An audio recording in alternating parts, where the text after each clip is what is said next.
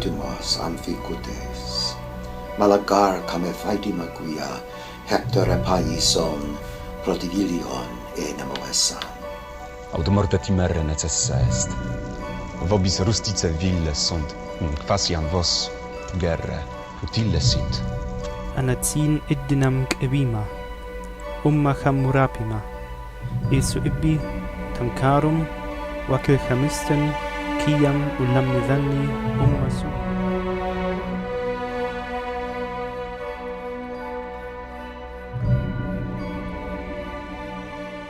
Suara di atas merupakan rekonstruksi yang dilakukan oleh para sejarawan, antropologis, dan ilmuwan lain yang mencoba untuk mempelajari bagaimana bahasa kuno dituturkan oleh penggunanya. Seperti yang kita ketahui, bahasa memegang peranan penting sebagai alat komunikasi dalam sejarah panjang peradaban manusia. Dengan media komunikasi, manusia lebih mudah untuk menyalurkan ekspresi maupun ide. Penemuan sebuah teknologi bernama bahasa membuat manusia dapat bertukar pola pikir yang mengantarkan kita menuju suatu inovasi yang lebih maju. Namun, pernahkah terlintas di pikiran kita bagaimana bahasa dapat ditemukan dan berkembang hingga sekarang, dan berapa banyak bahasa yang pernah dituturkan manusia di planet bumi ini? Well, ada banyak sekali teori dan hipotesis yang mengemukakan asal-usul bahasa. Asal mula bahasa pada spesies manusia telah menjadi topik perdebatan para ahli selama beberapa abad.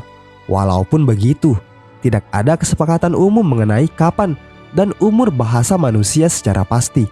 Salah satu permasalahan yang membuat topik ini sangat sulit dikaji adalah kurangnya bukti langsung.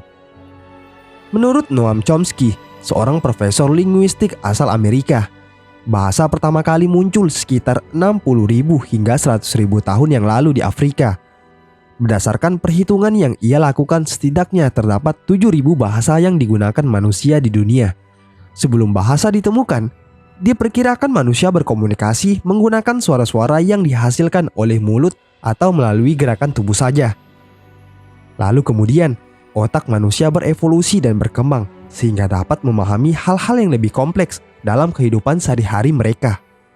Manusia kemudian mulai menamai benda, makanan, hingga sebuah situasi menjadi sebutan yang mudah diucapkan dan diperkirakan meniru sumber suara benda tersebut.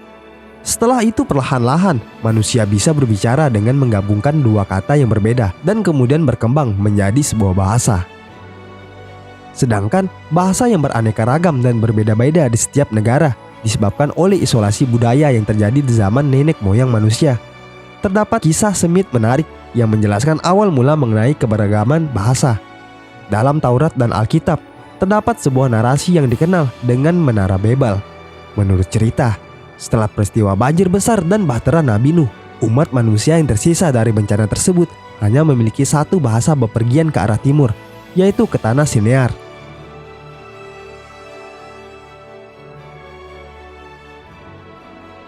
Dan bersama-sama bersepakat untuk mendirikan sebuah menara yang mencapai langit.